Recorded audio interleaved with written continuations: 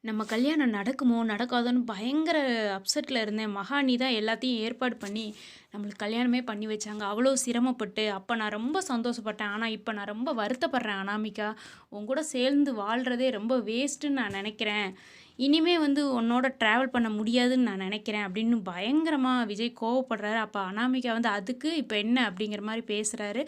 பேசுனது அனாமிகா சொன்னதுமே, விஜய் வந்து டக்குன்னு ஒரு வழி வச்சிருக்கேன்ட்டு கீழ பேப்பர எடுக்குறாரு. எடுத்து பயங்கரமா வேதனையோட அந்த பேப்பர எடுத்து காட்டுறாரு. வீட்ல இருக்கிறவங்க எல்லாருமே பயங்கர ஷாக் ஆயிடுறாங்க.